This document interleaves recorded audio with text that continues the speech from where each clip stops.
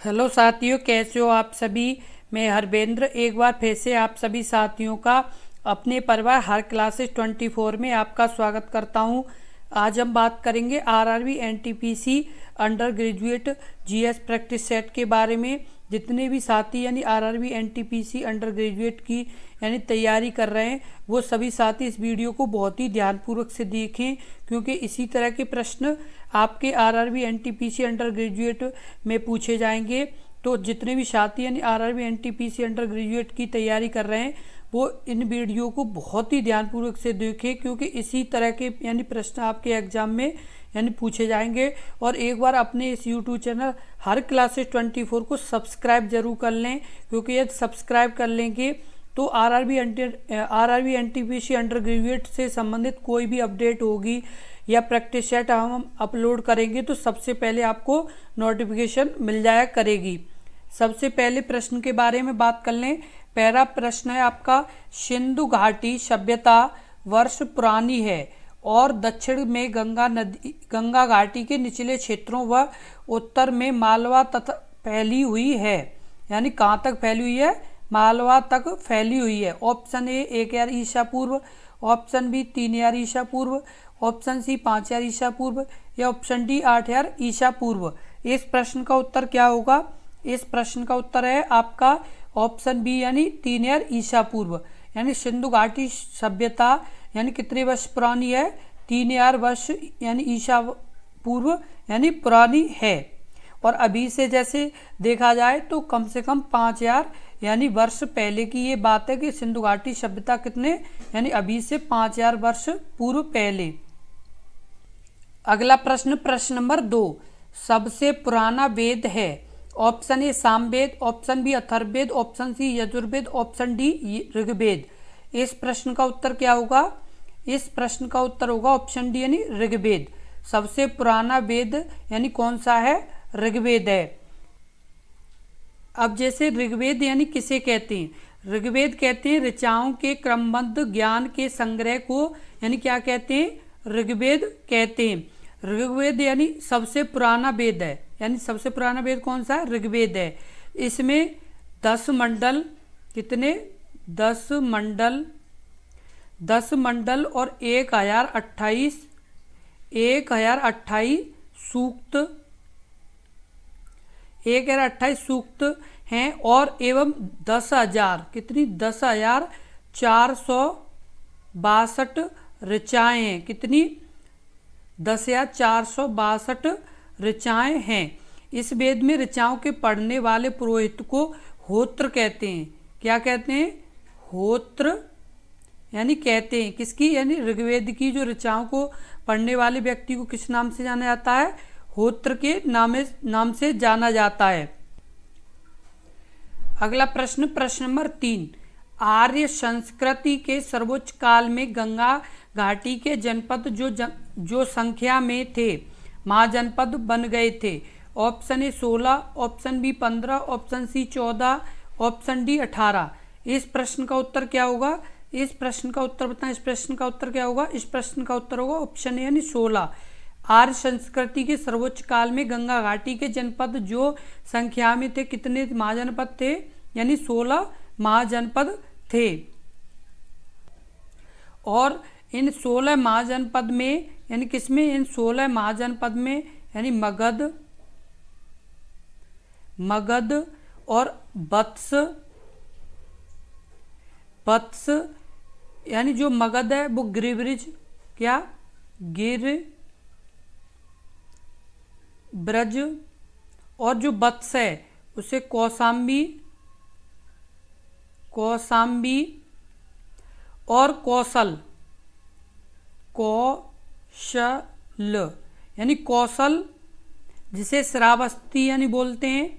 क्या बोलते हैं? श्रावस्ती बोलते हैं। उसके बाद आपका अवंती, क्या? अवंती, जिसे क्या बोलते हैं अभी? उज्जैन।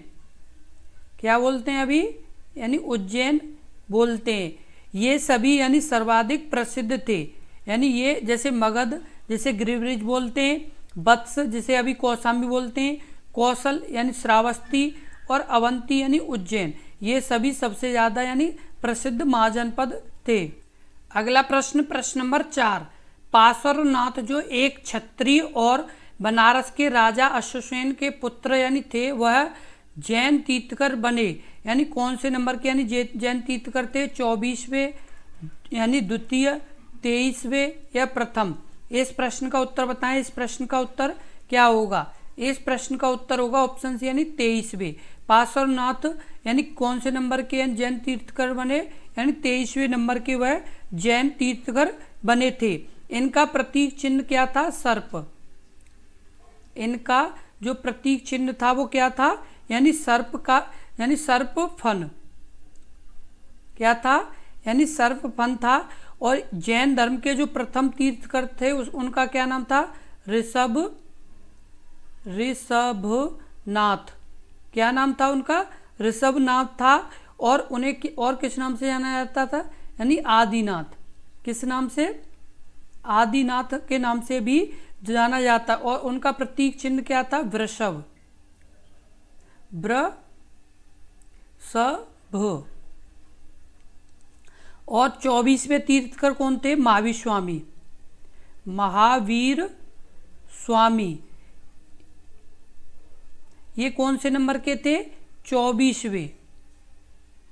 और ये पहले। अगला प्रश्न, प्रश्न नंबर 5, निम्नलिखित में से कौन संविधान सभा के अध्यक्ष थे? Option A Shri Rajagopalachari, option B Jawaharlal Nehru, option C B R Ambedkar या option D doctor Rajendra Prasad. इस प्रश्न का उत्तर क्या होगा? इस प्रश्न का उत्तर बताएं। इस प्रश्न का उत्तर क्या होगा? इस प्रश्न का उत्तर होगा आपके ऑप्शन डी यानी डॉक्टर राजेंद्र प्रसाद। यानी संविधान सभा के अध्यक्ष कौन थे? डॉक्टर राजेंद्र प्रसाद थे। संविधान सभा का गठन यानी किसका? संविधान सभा का गठन कब हुआ था? जुलाई 1946 में। कब? जुलाई 1946 में संविधान सभा का गठन हुआ था। और 11 दिसंबर, कब? 11 दिसंबर 1946 को डॉक्टर राजेंद्र प्रसाद को यानी क्या बना दिया गया था? डॉक्टर राजेंद्र प्रसाद को स्थायी अध्यक्ष बना दिया गया था। किसे?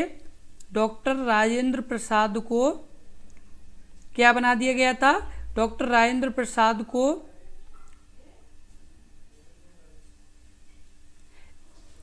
स्थायी अध्यक्ष।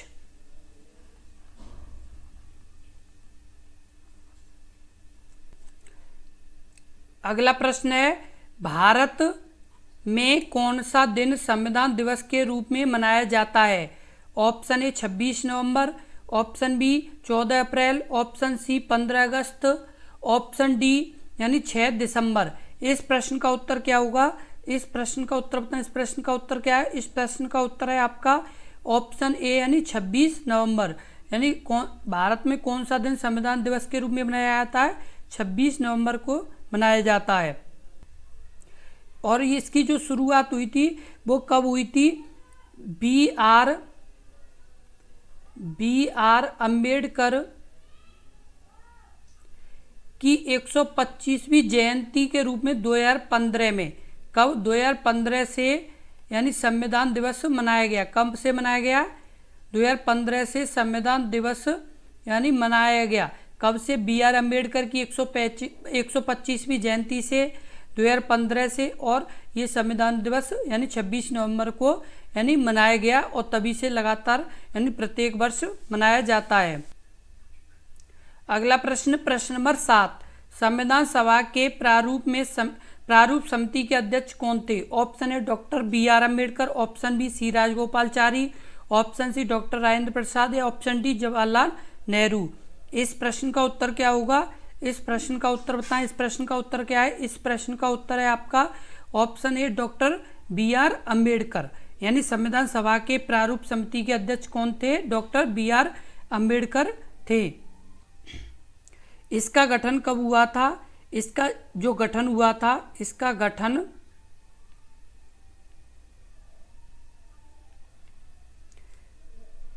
29 अगस्त 1947 को। कब? 29 अगस्त 1947 को इसका गठन हुआ था। और इसके अध्यक्ष कौन बने थे? यानी BR अम्बेडकर इसके यानी प्रारूप समिति के अध्यक्ष बने थे। और इसमें यानी कितने सदस्य, यानी जिनके नाम है यानी कितने सदस्य यानी थे इसमें थे 7 सदस्य। कितने थे? 7 सदस्य इसमें यानी थे। कितने थे? 7 सदस्य इसमें मौजूद थे। अगला प्रश्न, प्रश्न नंबर 8, भारतीय रेलवे में जोन है। Option A 8, option B 16, option C 18, option D 12। इस प्रश्न का उत्तर क्या है? इस प्रश्न का उत्तर बताएं। इस प्रश्न का उत्तर क्या है? इस प्रश्न का उत्तर है आपका यानी ऑप्शन डी, वो सी यानी 18। कितने? यानी 18 यानी भारत में रेलवे जोन है। और आपका यानी जो 18वां यानी जैसे जो रेलवे जोन है वो कब यानी वर्तमान 2019 में यानी कितने जोन है यानी आपके थे यानी 18। तभी से कितने यानी 18 रेलवे यानी जोन है। 18वां रेलवे जोन कौन सा है?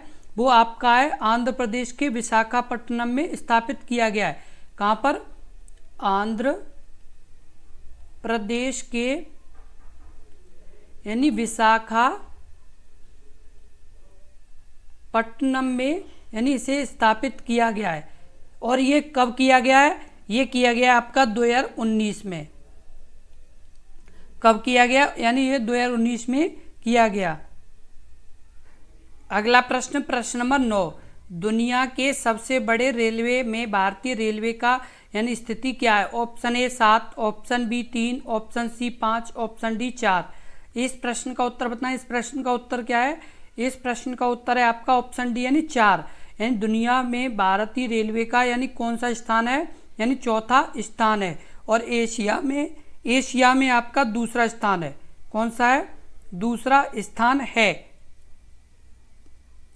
और एशिया में पहले स्थान पर कौन है? यानी पहले स्थान पर कौन है? चीन है। कौन है? चीन है पहले स्थान पर यानी एशिया में।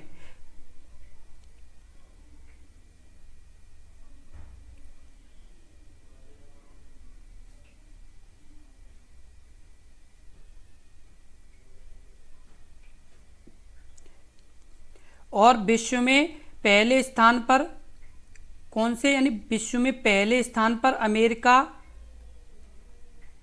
अमेरिका, दूसरे पर चीन, तीसरा रूस और चौथा यानी भारत। आपके यानी पहले स्थान पर अमेरिका है, दूसरे पर चीन है, तीसरे पर यानी रूस है आपका, और चौथे पर आपके यानी भारत है। ये यानी विश्व में है। और यदि आपके एशिया में पूछा जाए तो भारत का आपका दूसरा स्थान है और पहला स्थान है चीन का। अगला प्रश्न, प्रश्न नंबर 10, पीर पंजाल रेलवे सुरंग में स्थित है। ऑप्शन ए यानी हिमाचल प्रदेश, ऑप्शन बी यानी सिक्किम, ऑप्शन सी उत्तराखंड या ऑप्शन डी जम्मू कश्मीर। इस प्रश्न का उत्तर क्या होगा? इस प्रश्न का उत्तर होगा ऑप्शन डी यानी जम्मू कश्मीर। यानी पीर पंजाल यानी रेलवे सुरंग कहाँ पर है? जम्मू कश्मीर में। और इसे किस नाम से और जाना जाता है? बनिहाल रेलवे सुरंग के नाम से भी जाना जाता है। इसकी लंबाई कितनी है? इसकी लंबाई 11.215 किलोमीटर। कितनी है? 11.215 किलोमीटर इसकी लंबाई है। और ये यानी किस राज्य में? ये जम्मू कश्मीर राज्य में ये स्थित है। और इसका निर्माण यानी कब पूरा हुआ था?